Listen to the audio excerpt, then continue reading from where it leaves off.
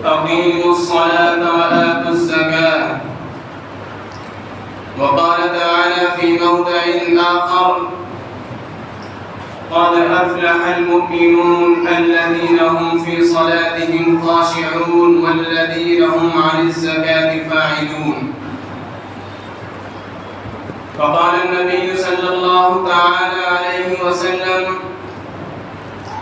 بني الإسلام على 5: شهادة أن لا إله إلا الله وإقام الصلاة وإيتاء الزكاة وصوم رمضان والحج، أو كما قال النبي صلى الله عليه وسلم. بہت ہی عزتوں کے مستحق دینی اور ایمانی بھائیوں،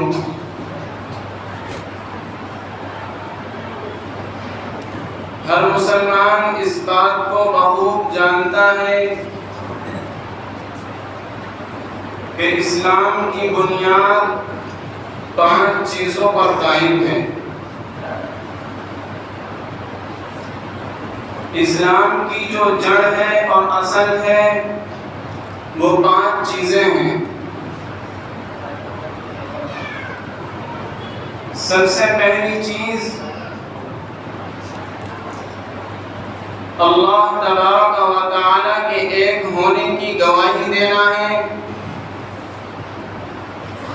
اور اس بات کی بھی گواہی دینا ہے کہ حضرت محمد رسول اللہ صلی اللہ تعالی علیہ وسلم اللہ کے پیغمبر اور رسول ہیں۔ دوسری چیز نماز کو قائم کرنا ہے، اور تیسری چیز زکوٰۃ کو ادا کرنا ہے۔ چوتھی چیز رمضان المبارک کے روزے رکھنا ہے، اور 5ویں چیز اگر اللہ نے مال اور دولت دی ہے تو اللہ کے گھر کے فریضے کو انجام دینا ہے، یعنی حج بیت اللہ کا ادا کرنا ہے۔ یہ 5 چیزیں اسلام کی جڑ اور بنیاد ہیں۔ یہ اسلام کے ستون ہیں اور اسلام کے پلر ہیں۔ جس طرح ایک عمارت کے لیے ستون اور پلر کا ہونا ضروری ہے، اس کی بقا کے لیے بالکل اسی طرح اسلام کی بقا کے لیے، آدمی کے مومن ہونے کے لیے ان 5 چیزوں کا اعتقاد رکھنا بے انتہا ضروری اور واجب ہے۔ اگر کوئی اللہ کا بندہ اللہ کو ایک نہیں مانتا ہے، پیغمبر علیہ السلام کو اس کا رسول نہیں مانتا ہے، تو اس کو یہ کہا جائے گا کہ یہ بندہ مومن نہیں ہے۔ اگر کوئی اللہ کا بندہ نماز کو نہیں پڑھتا ہے تو یہ ایسا کام کر رہا ہے جو گناہ کا کام ہے، لیکن اگر وہی بندہ نماز کا سرے سے انکار کر دے اور یہ کہے کہ نماز نعوذ باللہ من ذالک ہمارے اوپر فرض نہیں کی گئی ہے، تو پھر اس کو بھی کافر کہا جائے گا۔ نہ پڑھنا یہ گناہ کی بات ہے، لیکن انکار کرنا یہ کفر کی بات ہے۔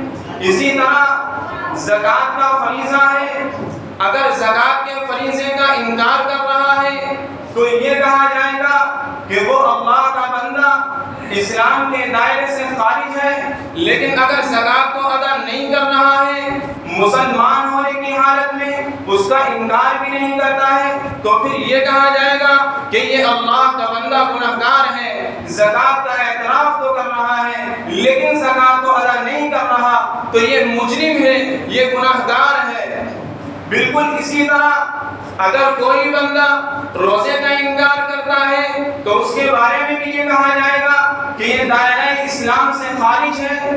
اگر اسی طرح حج بیت اللہ کا انکار کرتا ہے کہ یہ ہمارے اوپر فرض نہیں ہے تو پھر اس کے بارے میں بھی یہ کہا جائے گا کہ یہ اللہ کا بندہ اسلام کے دائرے سے خارج ہے، نہ کرنا یہ الگ بات ہے اور گناہ کی بات ہے، اور کسی چیز کا ان پانچوں میں سے انکار کرنا یہ کفر کی علامت اور نشانی ہے۔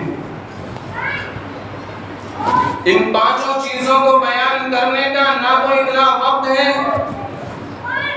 ان پانچوں چیزوں کو بیان کیا جائے، لیکن رمضان المبارک کا مہینہ چل رہا ہے، اس مہینے کے اندر بہت سارے بندگان خدا اپنی زکوٰۃ کو ادا کرتے ہیں، اپنی زکوٰۃ کو ان کے مصرف تک پہنچانے کی ہمہ کوشش کرتے ہیں۔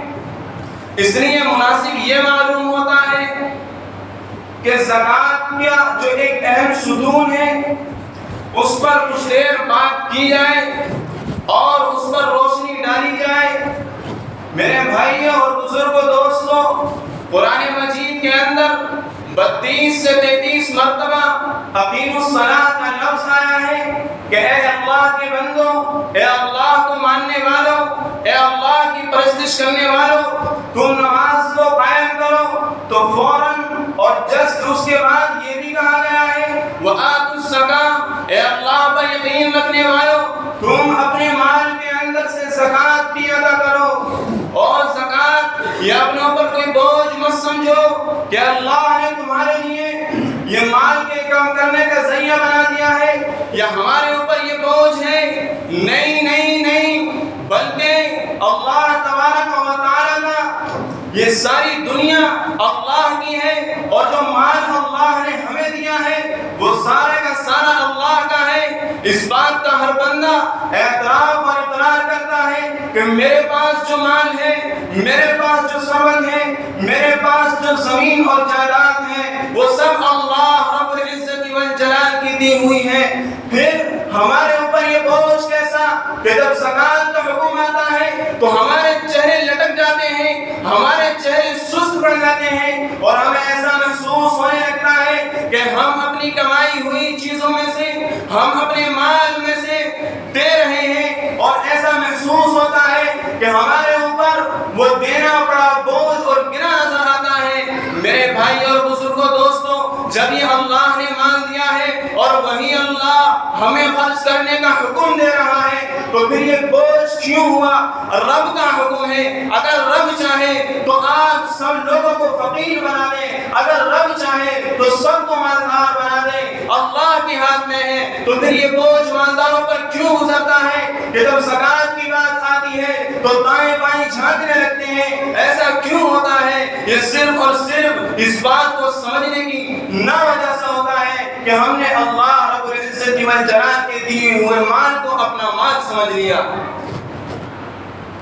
اگر میں آپ کو 500 روپے دوں، 1000 روپے دوں، اور دینے کے بعد یہ کہوں کہ ان 500 روپے میں سے 50 روپے فلاں کو دینا، تو مجھے آپ دل کے کانوں سے بتائیے کہ آپ یہ کہیں گے یا آپ پر بوجھ گزرے گا یا آپ پر بوجھ سا لگے گا کہ مولانا نے 500 روپے دیے اور ان میں سے 50 روپے فلاں کو دینے کے لیے کہہ دیے؟ بلکہ نہیں، آپ یہ کہیں گے ان کا مال ہے، وہ جسے چاہے دیں اور جس کو چاہے دینے کا حکم دیں۔ بالکل اسی طرح یہ مال اللہ نے دیا ہے اور اللہ نے اپنے راستے میں خرچ کرنے کا حکم دیا ہے، لہذا کسی بندہ مومن پر یہ بات گرا گزرنی نہیں چاہیے۔ اور پھر دوسری بات یہ کہ زکوٰۃ جو اللہ نے مسلمانوں پر فرض کی ہے، اس کا بینیفٹس کیا ہے، اس کا فائدہ کیا ہے، اس کی لاجک کیا ہے، اس کے پیچھے کا ریزن کیا ہے؟ اللہ تبارک و تعالی نے نماز کو فرض کیا لیکن اس کا بدلہ آخرت میں ملے گا۔ اللہ نے روزے کو فرض کیا لیکن اس کا بدلہ آخرت میں ملے گا۔ اللہ نے حج کو فرض کیا لیکن اس کا بدلہ آخرت میں ملے گا۔ لیکن زکوٰۃ ایک ایسی عبادت ہے کہ رب یہ کہتا ہے کہ اس کا بینیفٹس اور اس کا فائدہ دنیا کے اندر بھی ملے گا اور انشاءاللہ آخرت کے اندر بھی ملے گا۔ جنت کے اندر ایک دروازہ ہے جس کو باب الصدقہ کہا جاتا ہے۔ کل قیامت کے دن میدان محشر کے اندر صدقہ دینے والوں اور زکوٰۃ دینے والوں کو اس دروازے سے داخل کیا جائے گا۔ یہ ہے زکوٰۃ کا اخروی فائدہ، اور دنیا کے اندر بھی ہمیں ایسا محسوس ہوتا ہے کہ ہمارا مال کم ہو رہا ہے، لیکن رب یہ کہتا ہے یا تو پھر میری بات غلط ہے یا پھر رب کی بات غلط نہیں ہو سکتی ہے۔ رب یہ کہتا ہے کہ جو میرے راستے کے اندر خرچ کرتا ہے میں اس کو 70 گنا زیادہ دیتا ہوں، اور اگر اس کا اخلاص ہو تو میں اس کو 700 گنا تک بڑھا دیتا ہوں۔ یا تو میرا گمان غلط ہے یا پھر رب کا کلام جھوٹا نہیں ہو سکتا، رب کی بات جھوٹی نہیں ہو سکتی۔ اور میرے اور آپ کے دیکھنے میں یہ آتا ہے، مدارس والے چندہ کرنے کے لیے جاتے ہیں، اہل ثروت کے پاس جاتے ہیں، مالداروں کے پاس جاتے ہیں۔ جب ان کے پاس جاتے ہیں تو اگر پچھلے سال والی رسید اس نے 500 کی کٹائی ہے تو اس مرتبہ اس سے یہ کہا جاتا ہے کہ آپ 600 روپے کی کٹائیں۔ کیوں کہا جاتا ہے یہ، اور کیوں وہ بندہ مومن 600 کی کٹواتا ہے؟ پتہ یہ چلا کہ اس نے اپنے مال سے زکوٰۃ ادا کی، اللہ نے کاروبار میں ترقی کی، اس کے پیسے کے اندر برکت کی۔ پتہ یہ چلا کہ نفع گزشتہ سال 1 لاکھ کا ہوا تھا اور اس سال 1.5 لاکھ کا بیٹھا ہے زکوٰۃ ادا کرنے کی برکت سے۔ یہ زکوٰۃ کا مال کوئی اچھا مال نہیں ہے، بلکہ یہ مالداروں کا ایک دھوبن ہے اور میل کچیل ہے۔ کون انسان ایسا ہے کہ جو غریبوں کے میل کچیل کو کھانا پسند کرتا ہے؟ یہ غریبوں کا حق ہے۔ اگر رب چاہتا تو جتنا مال ہم نے کمایا تھا اس کا 50% ہمارے اوپر یہ حکم ادا کر دیتا کہ تمہیں 50% ادا کرنا ہے، لیکن رب نے یہ حکم نہیں دیا، بلکہ رب نے بہت تھوڑے سے کا حکم دیا، اور وہ ہے صرف 2.5%۔ یہ غریبوں کا حق ہے۔ بہانے بنا کر اور باتیں بنا کر اور لوگوں کو تانے اور تشریح دے کر کہ یہ زکوٰۃ لینے کے لیے آ جاتے ہیں، ان کے پاس کھانے کے لیے نہیں ہے، ان کے پاس کمانے کے لیے کوئی دھندا نہیں ہے، باتیں نہ بناؤ۔ کل قیامت کا دن ہوگا اور آپ بھی ہوگے اور وہ غریب بھی ہوں گے اور وہ بیوہ بھی ہوگی اور وہ یتیم بھی ہوگا، اور کل آپ کا گریبان ہوگا، مالداروں کا گریبان ہوگا، میرا اور آپ کا گریبان ہوگا، اور وہ رب کی بارگاہ کے اندر یہ کہے گا، اے اللہ یہ ظالم ہے، اے اللہ یہ ظالم ہے، اسے اللہ تو نے مال دیا تھا لیکن اس نے میرا حق نہیں دیا، دنیا کے اندر اس نے میرا حق نہیں ادا کیا، اس نے میرا حق دبایا ہے، اس نے میرا حق کھایا ہے، لہذا 2.5% اس کے اندر مالدار کا کوئی ادھیکار نہیں ہے، مالدار کو کوئی حق نہیں ہے، ان میں صرف غریبوں کا اور بیواؤں کا اور یتیموں کا حق ہے۔ زکوٰۃ کو دینا کسے ہے؟ زکوٰۃ کن لوگوں پر واجب ہوتی ہے؟ یہ زکوٰۃ کے ایک اہم مسائل ہیں۔ It is big chapter of Islam، لیکن مختصر یہ بتانا ہے کہ میرے بھائیوں، زکوٰۃ اس شخص پر واجب ہے کہ جس کے پاس 52.5 تولے چاندی ہو یا پھر 7.5 تولے سونا ہو یا اسی طرح مال تجارت ہو، دکان ہو، کھیتی ہو، ان تمام چیزوں کے اندر زکوٰۃ فرض ہے۔ اور زکوٰۃ کس کو دینی ہے؟ زکوٰۃ دینی ہے غریبوں کو۔ زکوٰۃ یہ مسجد کے امام کو نہیں دینی ہے۔ اگر امام غریب ہے تو وہ اس کی غربت کی وجہ سے دی جائے گی، امام ہونے کی وجہ سے نہیں دی جائے گی۔ زکوٰۃ مسجد کو نہیں دی جائے گی اور زکوٰۃ مسجد کے اندر بھی نہیں دی جائے گی، زکوٰۃ مسجد کے رنگ کے اندر بھی نہیں دی جائے گی، زکوٰۃ مسجد کی تعمیر کے اندر بھی نہیں دی جائے گی، زکوٰۃ مدرسے کی تعمیر کے اندر بھی نہیں دی جائے گی، بلکہ یہ غریبوں کا حق ہے۔ ہاں، اگر مدرسے کے اندر غریب بچے پڑھ رہے ہیں تو اگر ان پر زکوٰۃ خرچ کی جائے گی تو اس کا 2 گنا اجر ملے گا۔ ایک تو اس بات کا کہ آپ نے اپنی زکوٰۃ کو غریبوں تک پہنچایا، اور دوسرا اس بات کا کہ اس زکوٰۃ کے پیسے کی وجہ سے دین کے اندر 4 چاند لگ رہے ہیں، حفاظ تیار ہو رہے ہیں، قاری قرہ پیدا ہو رہے ہیں، مولوی حضرات پیدا ہو رہے ہیں جو آگے چل کر دین کی خدمت کریں گے، تو اس کے اندر 2 گنا اجر ملے گا۔ آج باتیں بنانے کے لیے ہمارے پاس ٹائم ہے۔ کون یہ کہتا ہے کہ فلاں عورت بے حیا ہو گئی، فلاں نے اپنے جسم کو فروش کر دیا اور فلاں نے اپنے جسم کو بیچ دیا؟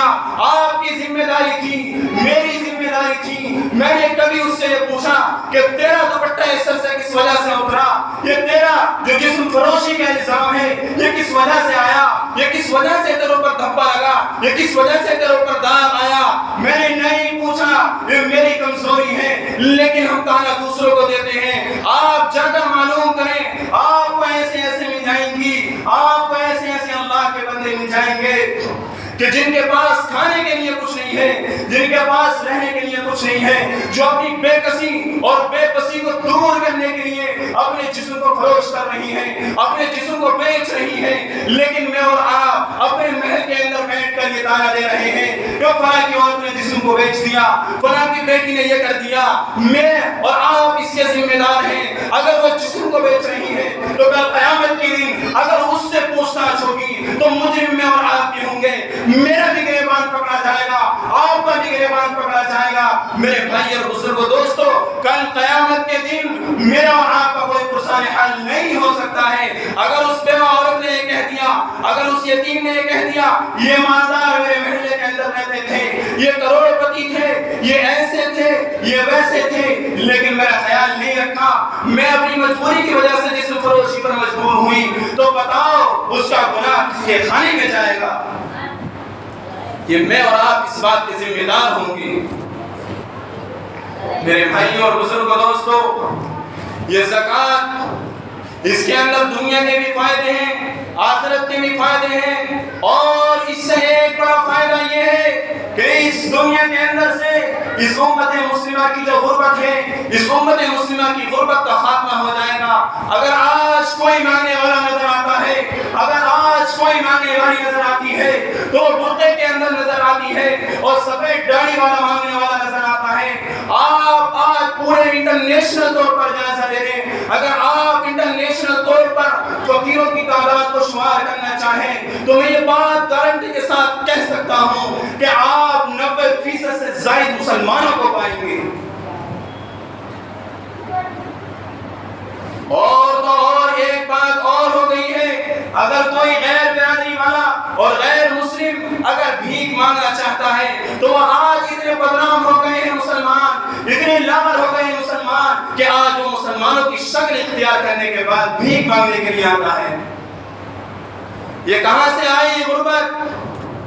اسلام نے تو یہ پیغام نہیں دیا تھا، بلکہ اسلام نے جو زکوٰۃ کو متعین کیا ہے وہ اس لیے کیا ہے کہ جنہیں اللہ نے دیا ہے وہ غریبوں کو دیں، وہ مالدار جن کو اللہ نے مال دیا ہے وہ غریبوں کی کفالت کریں، وہ یتیموں کی کفالت کریں، وہ ان لوگوں کی کفالت کریں جو پیدا پیچا مقدمات کے اندر جیلوں کے اندر پھنسے ہوئے ہیں، ان کو کوئی چھڑانے والا، ان کے پاس اتنے پیسے نہیں ہیں کہ جس کی وجہ سے وہ چھٹ کر آ سکیں، ان لوگوں کی کفالت کریں۔ مالداروں کی یہ ذمہ داری ہے۔